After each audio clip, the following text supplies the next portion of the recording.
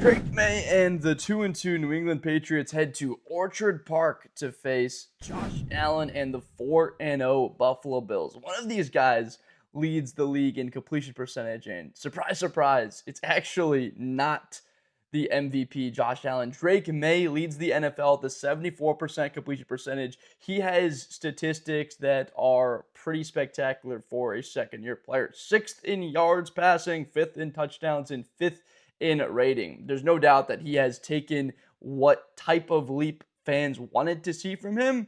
With Stephon Diggs, there's a little bit of a dynamic of a number one wide receiver developing for New England. They're going to need that against the Buffalo Bills. This is, without a doubt, the best team in the AFC right now. They have balance on offense. They have a good defense like they always do to back it up, and they are led by still the best quarterback in the National Football League, despite him having slightly lower of a completion percentage. Josh Allen prevents so many risks for New England in this game, not just because of his ability to create, but we've seen it. When he's on schedule, he's still as good as anybody because of his quick release and ability to hit his array of weapons. Now, do they have a superstar wide receiver number one? No, that's not really the way the Buffalo Bills have built their style in recent memory. But with the balance of the run game with James Cook, who is stacking up to be one of the best running backs in the NFL this season,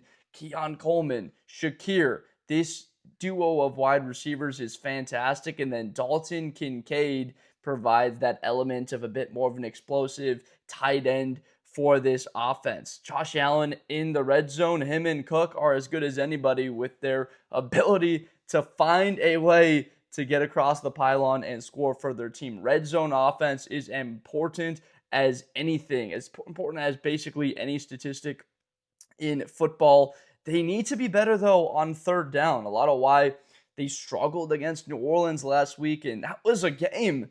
Midway through the fourth quarter, they're only up by 2 points, and they go on that drive to take the 9-point lead, and they seal the win. But 3 of 10? That's not good enough on third down. That is not the Buffalo Bills that we know. So this team needs to be better on third down at home against the Patriots on Sunday Night Football. Sunday night started off the 2025 regular season in Orchard Park, and we immediately get to see him once again in Week 5. Incredible atmosphere. Now let's go to New England and how they can look to attack, and not just attack, but try and stay in this game, because you're 2-2. Is it a must win? You're playing one of the best teams in the league. I wouldn't quite call it that, but in the sense of if you could find a way to come out with a win on the road, and New England's going to go out there and play too. Their guys are getting paid as well as the Buffalo players, so they're going to go out there with the intent to win these games. That's what they brought Mike Vrabel in to do, to have the ability to win the big matchups, play a bit more disciplined football, and find a way to win these games. Now, New England, I expect them to keep it on the ground a lot and protect their quarterback, Drake Maye. This running attack is quite interesting now because we saw Travion Henderson develop a little bit more this past week, get some of the carries. That's been a bit of the concern through the first month of the season. Was Travion Henderson had that great preseason, the return for the touchdown. How come he's not established himself as the clear number one running back? I think there's a little bit of credit that has to go to Ramondre Stevenson and the way that he has ran the football so far on the year. But overall, the Patriots are not running the football well enough. And if they want to beat the Bills on Sunday night, they are going to need better than 3.9 yards a carry. That's not even remotely good enough. They need to get that around 5. Something around what the Ravens did isn't much of a realistic expectation in Week 1. They don't have a guy like Derrick Henry back there, but with Drake Maye's quick release now, getting the football out, he's so good when that first read is there or the second read. His ability to quickly assess and get the ball out in rhythm, on time, accurately, has been very good, amongst the best quarterbacks in the NFL through the first month of the season. It's just when that's not there, he's been holding on to the ball a little bit too long. And that is, again, the knock on New England and why they wanted to take a wide receiver in the draft and why they wanted to add the weapon of Stephon Diggs is they don't have great weapons as an offense quite. They're going to want to definitely address that next season and the offseason to continue to build around Drake Maye because the defense is good. This is a defense that is right now currently 16th in yards per game, but 11th in points per game that they have allowed so far, which is more than good enough for them to be better than the 2-2 record that they are. Frankly, I thought that Raiders game, I expected them to win that one, and they just came out pretty stale. That's the only way to put it. But as an offense, attacking Buffalo, they have to protect their quarterback, and how you do that is running the football. I'm expecting something like 12 carries for Travion Henderson, 15 carries for Ramondre Stevenson, keeping on the ground. Remember, Drake is a mobile quarterback. When he's at his best, he's throwing on time or he is outside of the pocket and creating, making plays with his legs or extending plays and finding somebody downfield. Now, the tight end position, this is important because Hunter Henry had that big game a couple of weeks ago in that win. In the loss against Pittsburgh. That was a bad loss. I really thought that they had a great chance to go out there and win that game, but he was a large factor. They need a little bit more out of Hunter Henry throughout the entire season. He's got to stay healthy because when he's on the field and playing healthy, he can be a major factor for this offense. They've got guys, right? It's just Buffalo and that defense, you're going to need to take it from them. They're not just going to give you it. They're not going to be a defense that has a whole bunch of penalties. There can't be pre-snaps in this game. Crowd is absolutely going to be a factor. So when Drake gets up to the line, everything needs to be sound. You can't lose the turnover battle. You can't be worse than them on third down. You have to execute in the red zone. All of those things need to go your way in order to beat a team in Buffalo. If you stack up most of the Bills' games, they're better than you in the red zone. They're better than you in the turnover battle. They're able to win games in this simple matter because they are disciplined, don't have that many penalties, don't turn the football over that much. Once Josh Allen decided that he's not going to do that anymore. Again, this is a Bills defense 11th right now. They're pretty good. On the defensive side of the ball, 17th in points per game allowed and 11th in yards. Look, those numbers are a little bit skewed because of their opening game against the Ravens, dropping a whole bunch, right? 40 points on them in week 1. But realistically, this is definitely a top 10 defense in the National Football League. A bit of interesting news here. So they go out and sign Wishnowsky. They bring him over, the former 4th round pick for the 49ers, to bring him in as an effective punter. There really is, it's tough to make a video in a preview a couple of days ahead. I'm actually recording this on Tuesday.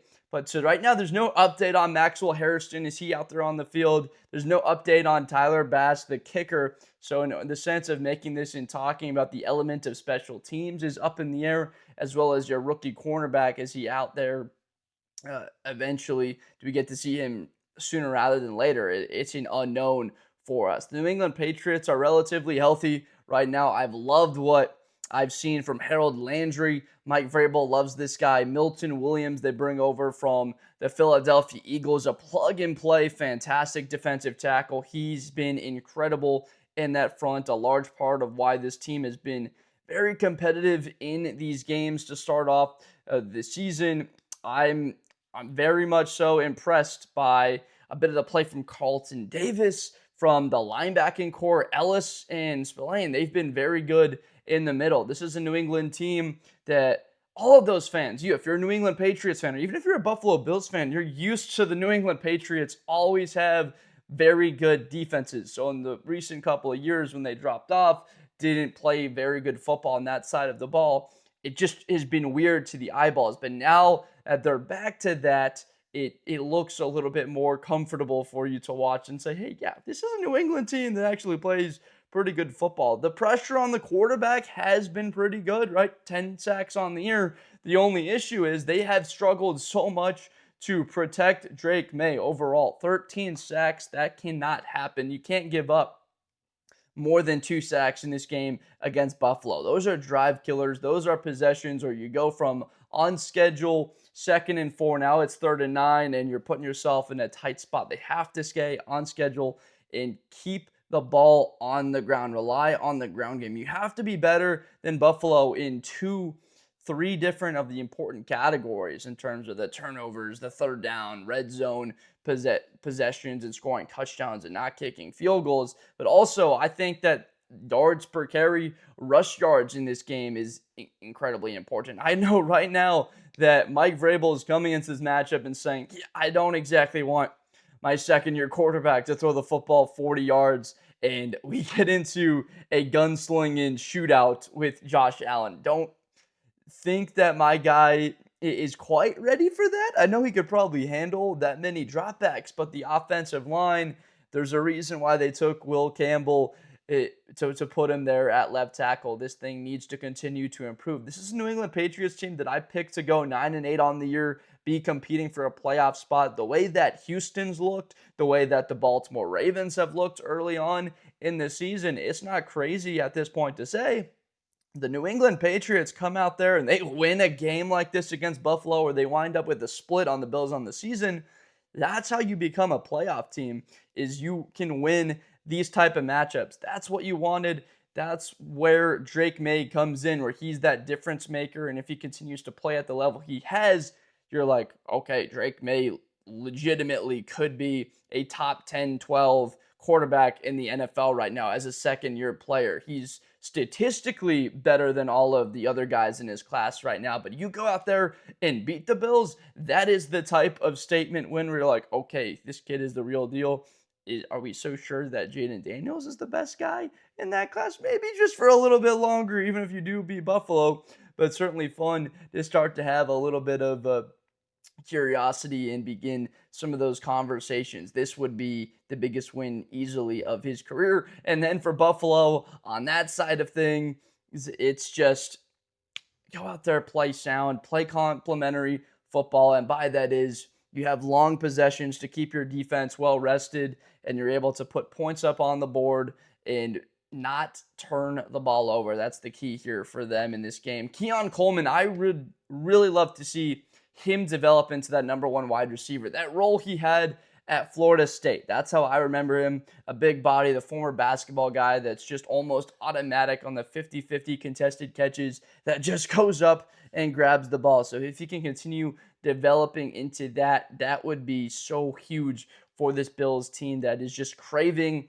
a guy to replicate the production that Stephon Diggs had. So as for a prediction in this game, look, the Buffalo Bills are touchdown favorites in this game, about 50 points as far as the over and under. That's something I would stay a little bit away from. I do think the Bills get the win in this game. I believe it is a little bit closer for the most part, that they do pull away at the end and get a 31-20 win. I'm very nervous about the New England front seven, as well as the ability to run the football. Less than 4 yards to carry against who they've played so far on the season does not bode well against the matchup with Buffalo.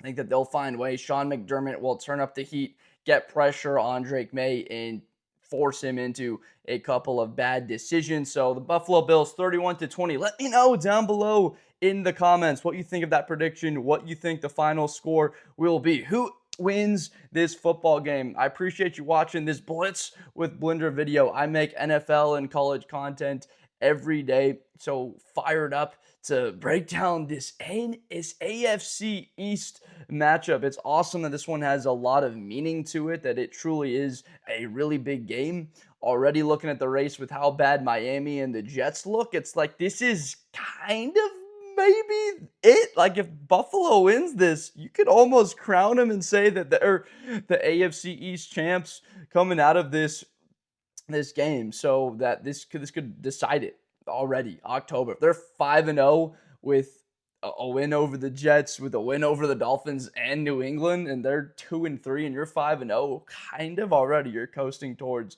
that divisional win. How nice would it be to play the Philadelphia Eagles in Week 17 and it doesn't even mean anything? You don't even need to have anybody out there in that game because remember, Houston struggling, Baltimore struggling. You already beat the Chiefs and the Chargers with the loss last week. Like, what if you could lock up the 1 seed before Week 17? It's not impossible. They could wind up doing. But getting a little bit ahead of ourselves, we're excited for that. So I appreciate you so much for watching. If you enjoyed this video, please subscribe for more content in the future. I appreciate you so much, and I'll see you next time. Thank you. Best player in college football. That Georgia and Ohio State game, New Year's Eve, is going to be a classic. Josh Blunder. Hi, everybody. I'm Josh Blunder. To the 40, 35, 30, Espinosa to the 20.